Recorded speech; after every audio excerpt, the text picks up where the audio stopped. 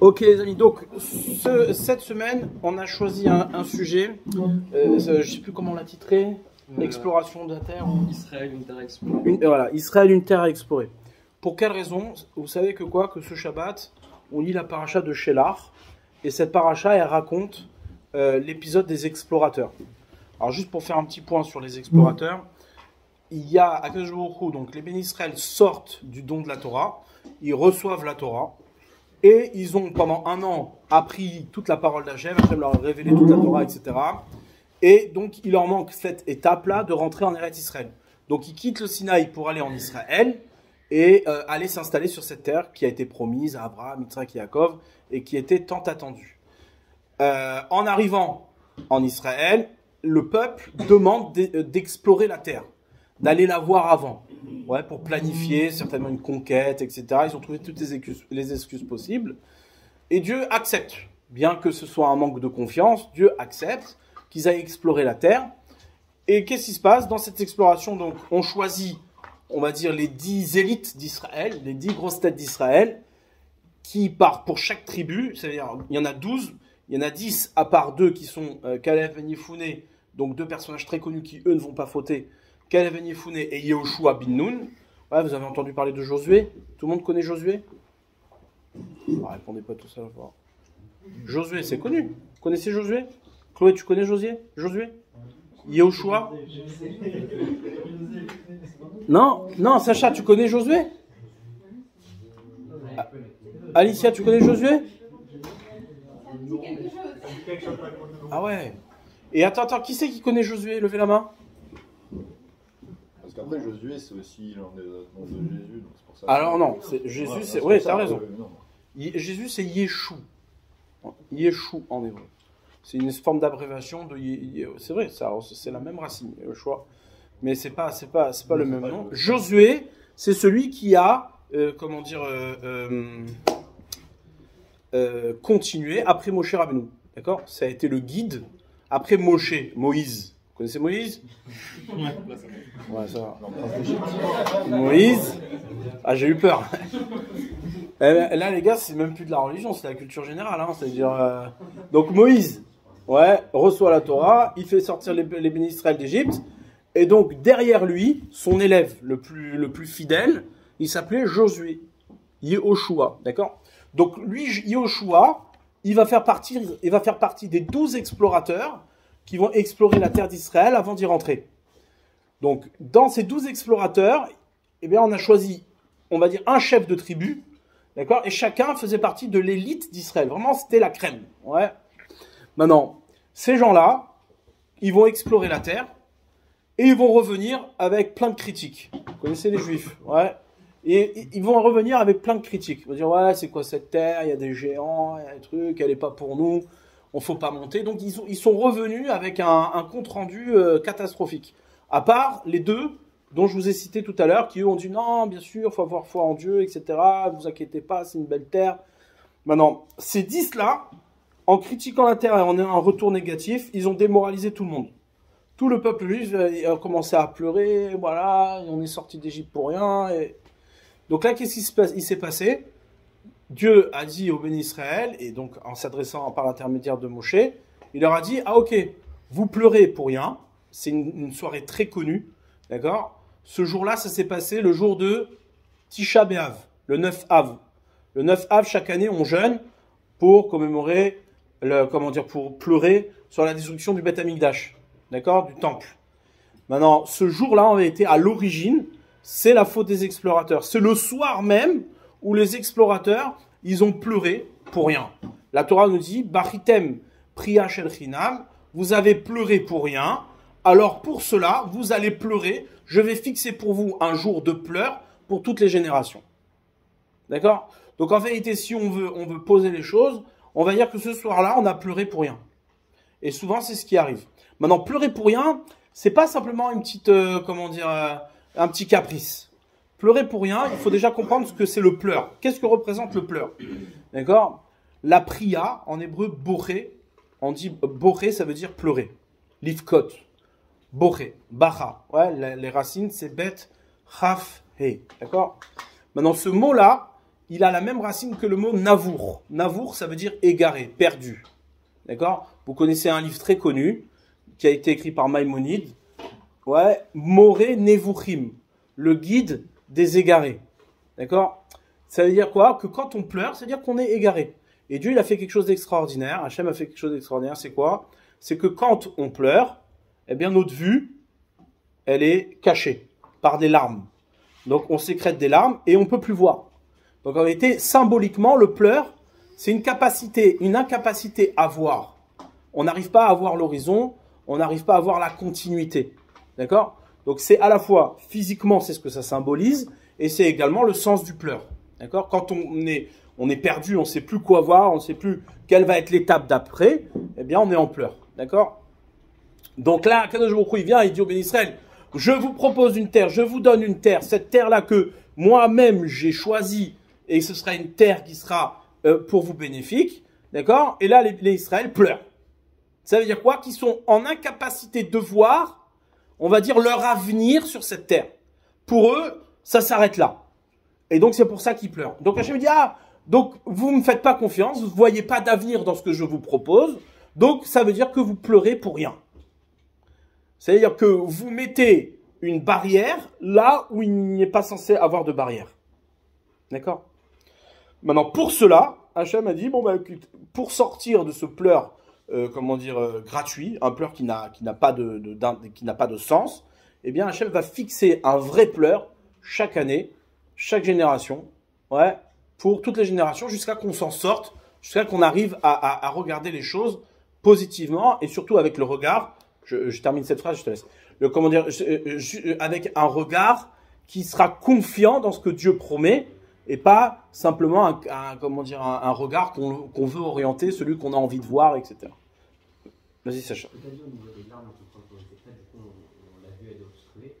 Est-ce que ça, c'est une punition que Dieu a infligée par rapport à ça? Non. C'est quelque chose de base, ça a été. Non. Non. C'est pas une punition, le pleur, c'est pas une punition. Mais c'est la réalité du pleur. Non, je veux dire, le fait que quand tu pleures, ta vue est obstruée. Ouais. C'est pas une punition. C'est la nature que Hachem il a créée. D'accord? Mais c'est le sens profond de ce qu'est le pleur. Ouais. Là, ici, Dieu nous accuse d'avoir pleuré pour rien. Ça veut dire qu'il y a des fois où on pleure pour quelque chose. Et que c'est justifié. D'accord? Par exemple, et c'est d'ailleurs ce que Dieu va nous imposer. C'est-à-dire les catastrophes des Béni Israël, la destruction du Beth Amikdash. Aujourd'hui, honnêtement, là, on est sincère avec nous-mêmes. Ouais. Qui pleure sur le Beth Amikdash? Il n'y a pas beaucoup. Hein. D'accord? La destruction du Beth Amikdash, c'est pas quelque chose qu'aujourd'hui représente une vraie catastrophe. On est passé à autre chose.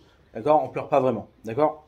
Maintenant, ce que ça veut dire, c'est quoi? C'est juste que les Béni Israël, ouais, n'ont plus de, et ça, c'est ça la plus grande des catastrophes quand on y réfléchit. C'est quoi? C'est qu'on n'arrive plus à avoir un regard sur notre avenir pour ce qu'on est vraiment. Ouais, on est obligé de se prostituer, on est obligé de se profaner pour pouvoir avoir un regard positif sur notre avenir. D'accord? Ça, c'est ça ce que je vous crois à décréter. Pourquoi? Parce que c'est ça qui va nous amener à avoir une véritable réflexion sur nous-mêmes et un retour sur nous-mêmes. Au bout d'un moment, lorsque tu fais des choses, même si tu penses que ça va te sauver, lorsque tu fais des choses qui sont contraires à ce que tu es, bah, ça pèse, c'est lourd, ça veut dire tu n'y arrives pas, d'accord? Même si au début ça fait du bien, mais après c'est désagréable, d'accord? Bref, c'est pas mon sujet, c'est juste je voulais faire une petite introduction sur le contexte des explorateurs. Donc, ce que je trouve intéressant, c'est quoi? C'est que le thème de l'exploration revient énormément autour de la terre d'Israël. On va le voir. Ouais, déjà, au début de la paracha, donc, Moshe Rabbeinu va voir Hachem et demande à Hachem si on peut envoyer des explorateurs. Et il dit, Hachem, il lui répond comme ça. Shelach lecha anashim.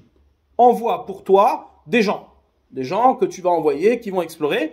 Et le terme utilisé dans la Torah pour explorer, c'est quoi? C'est Veyaturu et Eretz Kenaan. Et ils exploreront, ils vont visiter la terre de Kenaan. D'accord? Le terme Veyaturu. Ce terme-là, c'est un terme que on dit 2 fois par jour. 2 fois par jour dans le 3e paragraphe du schéma, le matin et le soir. C'est marqué Velo taturu achare levavchem ve'achare enechem. vous ne vous laisserez pas, comment dire, tenter, ouais, emporter par vos yeux, ouais, et par votre cœur. D'accord? Velo taturu, c'est le même terme. Et ce qui est intéressant, c'est de réfléchir quel est le lien. D'accord? Hachem dit, vas-y, envoie des gens qui vont explorer la terre. Et dans cette paracha, à la fin, donc le début de la paracha, c'est d'aller explorer la terre. Et dans cette même paracha, à la fin de cette paracha, c'est là où on a le 3e verset de la Torah qui parle des tzitzit, d'accord? Et il y a marqué là-bas, Vaya alachem les tzitzit, uritem oto, vous aurez des tzitzit, vous les verrez, vous avez appris le 3e paragraphe du schéma pour la bar mitzvah, ouais? D'accord? Au sartem et comme mitzvot Hashem, vous vous souviendrez de toutes les mitzvot d'Hashem, va sitem otam et vous les accomplirez, velo taturu, achare levavchem, ve achare nechem. Et vous ne vous laisserez pas emporter, ouais, par vos yeux, par votre cœur et par vos yeux.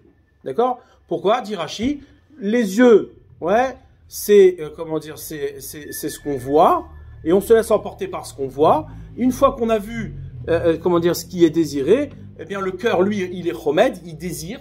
Ouais, une fois qu'on a vu une belle image, on la désire fortement. D'accord? Et après, on faute. D'accord? Donc ça, c'est ce que la Torah nous dit. Maintenant, on va revenir à l'origine. Au moment où les bénis Israël, d'accord, sortent du Sinaï. Donc le Sinaï, imaginez-vous bien. Essayons de se remettre dans le contexte.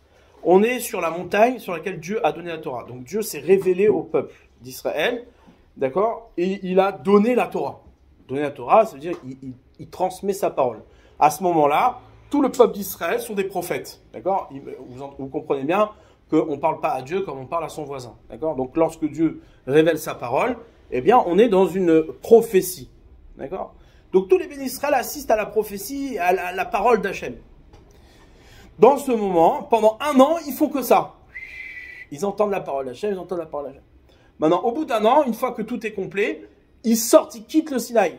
Donc vous imaginez un petit peu la difficulté. C'est-à-dire, ils sont au pied d'une montagne dans laquelle Dieu leur parle tout le temps. Et tout est clair. Donc quand la parole d'Hachem s'adresse à nous, on est dans une clarté absolue. Il n'y a pas de doute, tout est évident, le monde est compris. D'accord? C'est-à-dire, on a assisté à ce moment-là à la révélation de tous les secrets de la création. Il n'y avait pas un doute dans le monde, tout était clair. D'accord? Maintenant, les bénis d'Israël sont invités à partir sur la terre d'Israël. Quel est le projet de la terre d'Israël?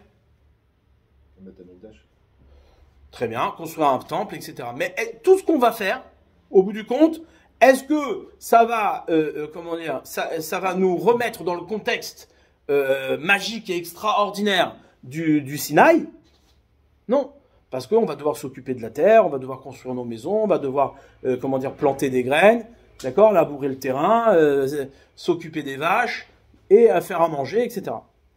Là, au pied du Sinaï, tout tombait du ciel. Il y avait la manne, Dieu leur envoyait à manger, ils étaient bichonnés, d'accord? Maintenant, lorsqu'on arrive sur la terre d'Israël, on te dit, voilà, se joue l'enjeu de l'exploration. Alors nous, tel que c'est présenté dans la paracha, on a l'impression que explorer, c'était pas bien. Pourquoi? Parce que c'est un manque de confiance. Dieu te donne une terre, tu lui fais confiance, tu n'as pas besoin d'aller explorer. Chose qui n'est pas tout à fait vraie. On va voir ça tout de suite. La paracha de la semaine dernière, elle nous dit que normalement, celui qui devait aller faire l'exploration, c'était pas des gens, mais c'était ce qu'on appelle le Aaron HaKodesh. Le Aaron HaKodesh, c'est le Saint des Saints. Ouais, je sais plus, il y a le film là de Harrison Ford, là, comment il s'appelle déjà? L'Arche perdue. Ouais. L'arche sainte, d'accord? Cette arche sainte, c'était le Aaron HaKodesh, dans une boîte, dans laquelle étaient déposées les tables brisées, la première table, ouais, que Akadosh Baruch Hu il a donnée et qui ont été brisées, et les deuxièmes tables, d'accord, que Akadosh Baruch Hu a donné à Kippour, le jour où il les a pardonnées. Maintenant, cette arche-là, c'était le guide d'Israël, d'accord? Toujours l'arche partait devant les bénis Israël et leur montrait le chemin. Et dès que cette arche-là se posait, hop, tous les bénis Israël campaient et construisaient le campement, et ils mettaient en place ce qu'on appelle le Mishkan, le temple portatif. Il restait jusqu'à que l'arche se lève et recommence. D'accord? Maintenant, cette arche-là, au moment où il quitte le Sinaï, c'est elle qui part devant. Et là-bas, c'est marqué, le terme qui est marqué, c'est qu'elle partait devant la tour Lahem Menucha, ouais, pour leur explorer un endroit de repos. Ouais. Vaïssou Me'ar Hashem, ils ont voyagé de la montagne d'Hachem, Derech Loshet Yamim sur un chemin de 3 jours, Va Aaron Brit Hashem, et l'arche de l'alliance d'Hachem, Nosea Lifnem voyager devant eux, Derech Loshet Yamim sur un chemin, une avance de 3 jours, la tour la Menucha. Le terme qui revient, c'est la tour, pour explorer pour eux une Menucha, un repos. D'accord? Donc on voit d'ici que quoi? Que Hachem ne va pas incriminer le fait d'explorer la terre. La question, c'est qui va l'explorer? Eux, ce qu'ils ont réclamé, les bénéficiaires, ils disent non, on ne veut pas laisser cette charge-là à l'Arche d'Alliance. On veut que ce soit nous qui aillons explorer cette terre. D'accord? C'est nous qui allons explorer cette terre. Pas l'Arche. On ne fait pas confiance à l'Arche. Ça, c'est ce qui a dérangé. Maintenant, depuis quand une Arche, elle explore une terre pour toi? D'accord? Est-ce qu'elle te donne un compte-rendu? C'est quoi l'idée d'une exploration? L'idée d'une exploration, c'est d'aller voir, de regarder ce qui va, ce qui ne va pas. Eux, l'excuse qu'ils ont donnée, c'est de dire non, on va pas là-bas pour explorer, pour remettre en question le fait d'aller sur la Terre. On va explorer là-bas pour monter une stratégie de conquête. Donc on a besoin de connaître la Terre, on a besoin de connaître les endroits pour pouvoir pénétrer, aller combattre l'ennemi, et comment dire, le surveiller, etc., le prendre par surprise. Ok, jusque-là, ça se tient. Maintenant, qu'est-ce que va faire une arche? L'arche d'alliance qui va explorer la Terre pour eux, l'endroit où ils vont se reposer. C'est bizarre. Qu'est-ce qu'elle va? Elle va donner un compte-rendu, l'arche? Elle va arriver à dire, voilà, vous prenez comme ça, vous prenez comme ça? Non. C'est quoi comment dire, le sens de cette exploration? Maintenant, lorsque on regarde le terme la tour, la tour, le mot en moderne, en hébreu, taillard, c'est beaucoup utilisé. Je ne sais pas si vous avez entendu quand vous avez fait Taglit, etc. Pour ceux qui l'ont fait, taillard, ça veut dire un touriste. Un touriste, taillard. Ça vient du mot la tour, c'est la même racine. En hébreu, tout fonctionne par des racines. Ouais, là ici, la racine du mot, c'est tour, ou alors tar, ça dépend. Si vous prenez une racine de 3 lettres ou de 2 lettres, peu importe, ça n'a pas d'importance. Donc, le terme générique du mot la tour, explorer, c'est tar. Ouais. Et ce mot-là, on l'a vu 3 fois. On l'a vu ici pour l'arche, on l'a vu pour les explorateurs, et on l'a vu également pour Velo Taturu, Achare Levavchem, Achare Enechem. Ok. Mais on le connaît également, ce mot-là, qu'on utilise très fréquemment. Vous l'avez jamais entendu? Essayez de réfléchir. Il y a des choses qui sont sourd, et il y a des choses qui sont moutard. Ouais. Assour, ça veut dire interdit. Moutard, ça veut dire permis. Moutard, c'est un mot qui a la même racine que tar, les 2 lettres. Ouais. Tar, la tour. Moutard. Maintenant, qu'est-ce que ça veut dire moutard? Permis. En réalité, ça ne veut pas dire permis. Moutard, ça veut dire détaché, libéré. Ouais. Le mot moutard, les attire, permettre, ça veut dire c'est nous libérer, nous détacher. Lorsqu'on te dit que c'est moutard, on te dit voilà, t'es libre, t'es défait d'une obligation. Alors que quand on te dit c'est assour, ça veut dire attaché. Ouais, attaché. En hébreu, c'est très intéressant parce que les mots s'étudient sur les racines. Par exemple, comment on dit l'inverse d'attacher? On dit en hébreu les assir. Les assir, ça veut dire défaire. Ouais, c'est une inversion du mot assour. Bref, peu importe. C'est passionnant, j'aime bien aussi. D'accord? Donc maintenant, l'inverse de assour, c'est moutard. Maintenant, assour, ça veut dire attaché, lié. Ouais, comme par exemple, à la fin de chaque fête, on a un moment qui s'appelle Isrou Chag. Vous avez entendu parler de Isrou Chag? Isrou Chag, c'est quoi? C'est le lendemain de la fête. Par exemple, à Pessah, le lendemain de la fête de Pessah, le dernier jour, on appelle ça Isrou Chag. Isrou Chag, ça veut dire quoi? C'est la fête qui reste attachée encore un petit peu. Il y a encore un jour qui reste attaché à la fête. D'accord? Maintenant, l'inverse de attaché, c'est moutard, les attire. Donc, lorsqu'on va explorer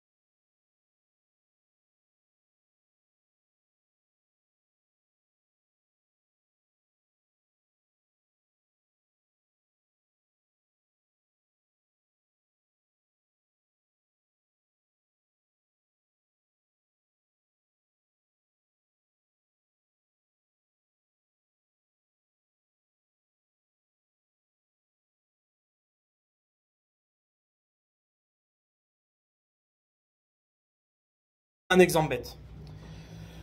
Vous passez devant une, comment dire, vous êtes à la gare et vous êtes devant la boulangerie fatale de la gare, vous la connaissez tous.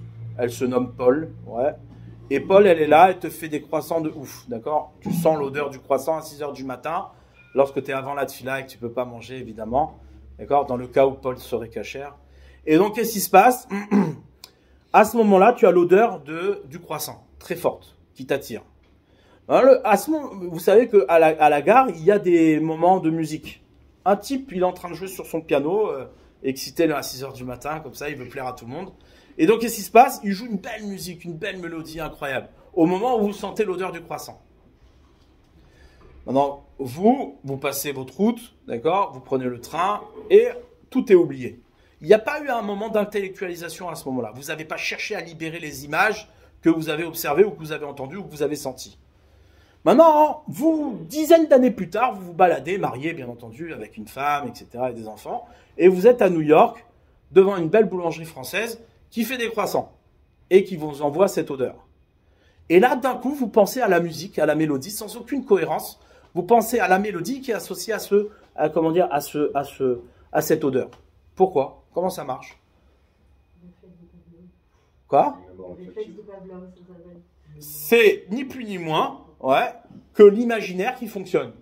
Comme vous n'avez pas intellectualisé la situation et que vous n'avez pas libéré les images, ouais, auxquelles vous avez assisté, donc du coup, qu'est-ce qui se passe? Vous les associez de manière complètement, ce qu'on appelle en hébreu, tipshi, c'est-à-dire idiot. Ouais, il n'y a pas d'intelligence, ouais, c'est un fait.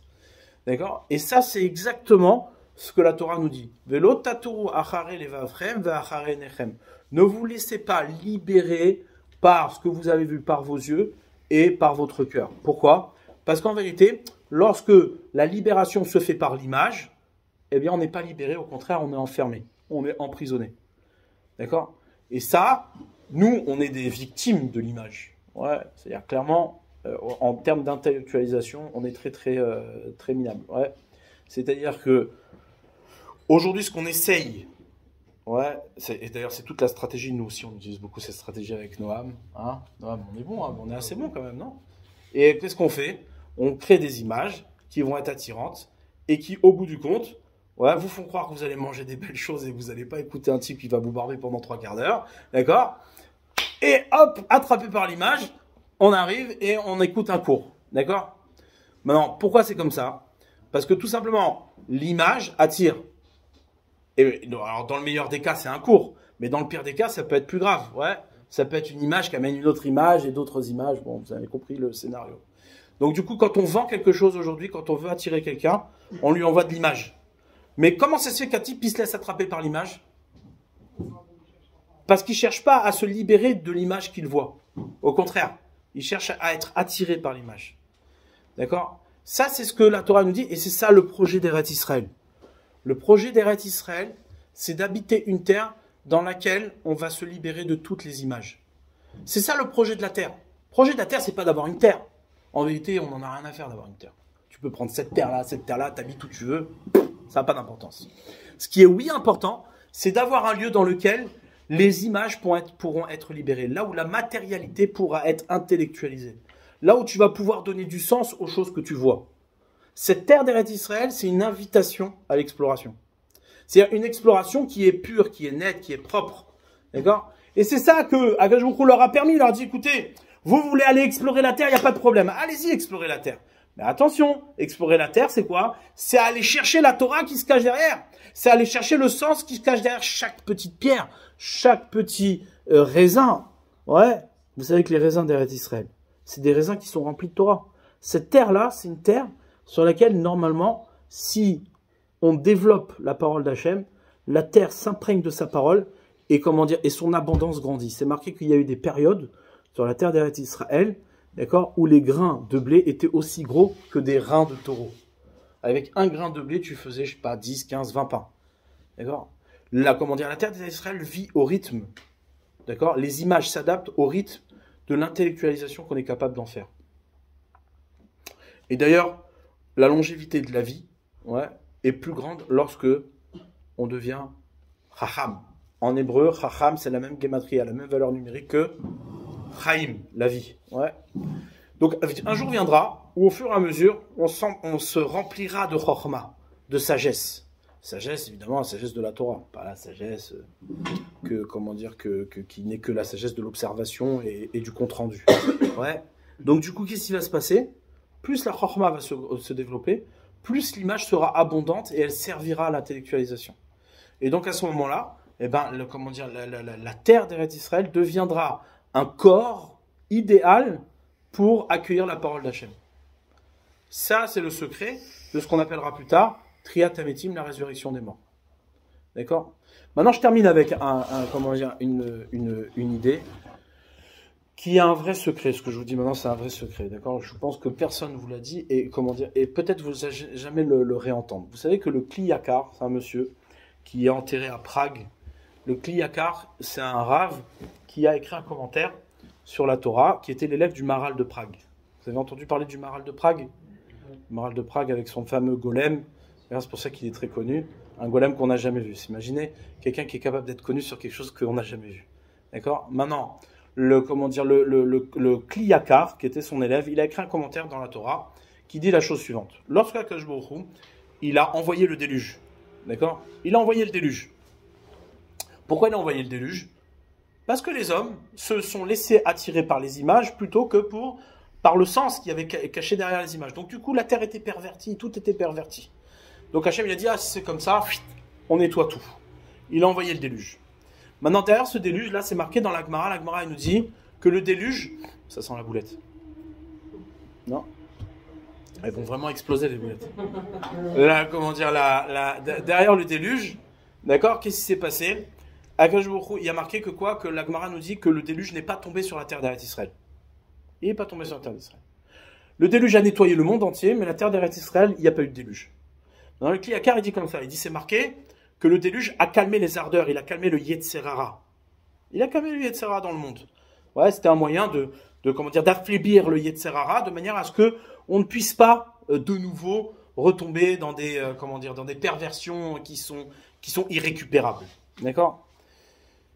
Mais il dit du fait que le déluge n'est pas tombé sur la terre d'Eretz Israël, eh bien, qui n'est pas tombé sur la terre d'Israël, eh bien, qu'est-ce qui se passe? Le Yetzer Hara, là-bas, il ne s'est pas calmé. Il est resté à l'identique de ce qu'il y avait avant le déluge. D'accord? Maintenant, nous, la terre d'Eretz Israël, on a mis du temps à y revenir. Pendant plus de 2000 ans, elle était impraticable.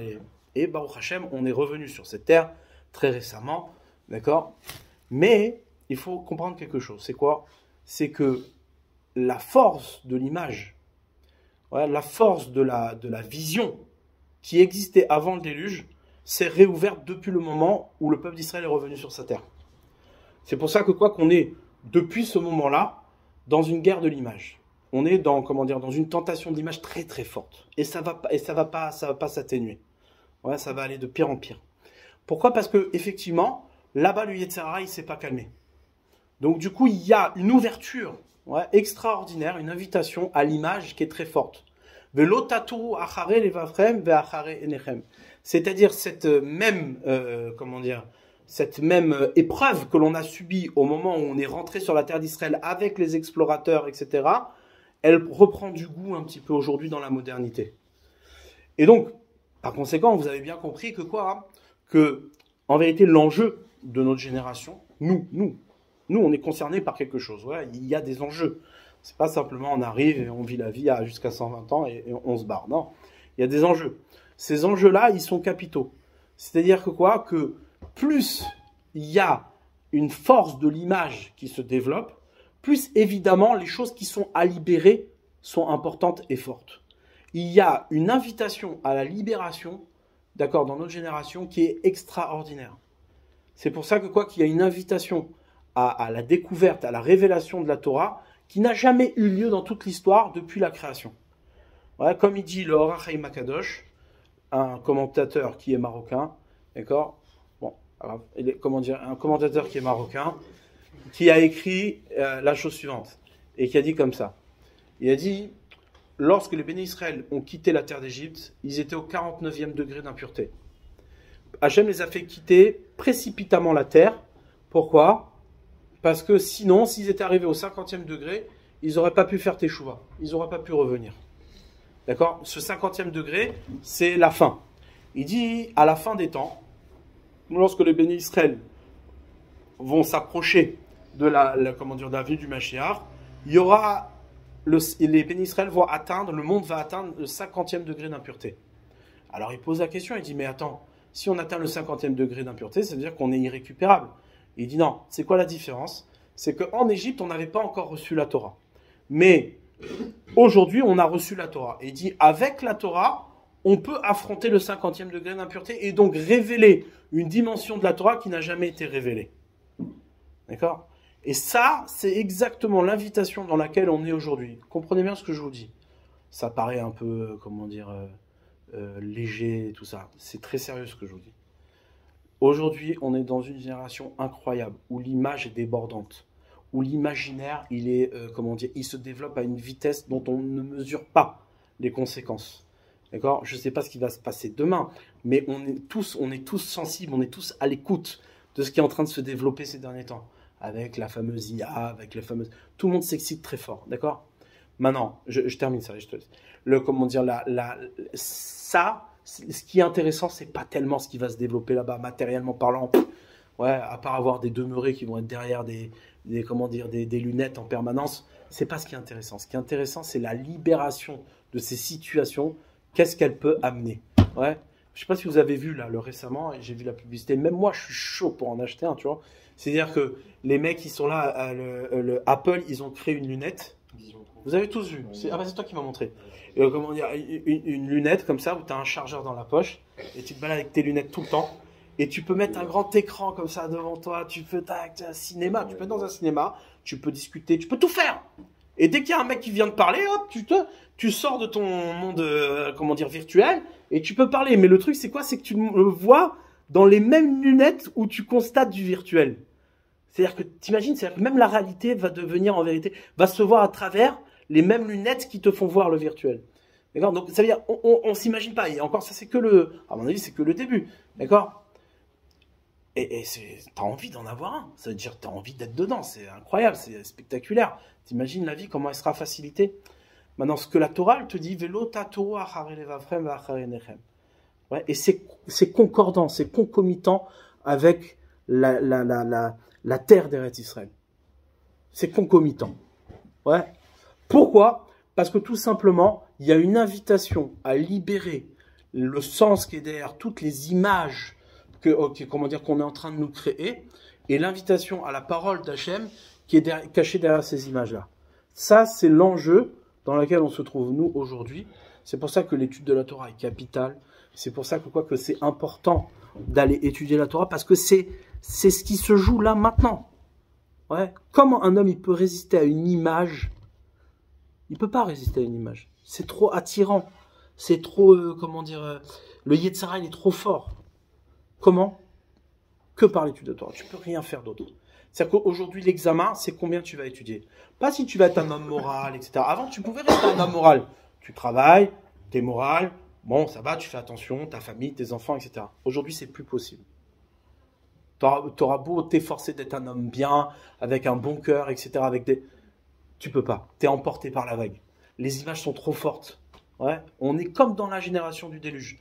Il y a ici quelque chose qui s'est réouvert depuis 70 ans, d'accord, qui était resté enfermé depuis le déluge. Et là, c'est ça l'invitation à la Torah dans laquelle on se trouve, c'est-à-dire qu'on peut à nouveau réassister au Sinaï. C'est une opportunité extraordinaire qu'il ne faut pas laisser passer. Donc voilà, ça c'était le titre de notre sujet. Israël, une terre d'exploration. La terre d'exploration, c'est quoi? C'est une terre qui nous invite à libérer la Torah qui est cachée derrière chaque pierre, derrière chaque vigne, derrière chaque sable. Ouais. Et c'est pour ça que, quelque part, elle nous renvoie des images qui nous mettent des obstacles à croire qu'il y aurait bien une Torah derrière tout ça. La plus grande gay pride du monde, c'est en Israël. Je sais pas, moi, vous prenez ce que vous voulez, vous pensez ce que vous voulez, d'accord? On peut être copain avec tout le monde, mais symboliquement, c'est fort. Et il faut y réfléchir. C'est-à-dire qu'il y a une Torah qui se cache derrière tout ça, et qu'on veut nous faire croire que quoi, comment dire, qu'au final, l'image d'Israël, c'est la modernité, c'est le machin, c'est... Non, non, il y a une parole de Torah qui se cache derrière tout ça. Et celui qui est invité à la libérer, ben c'est nous. Ouais, il n'y a pas d'autre. Top, voilà.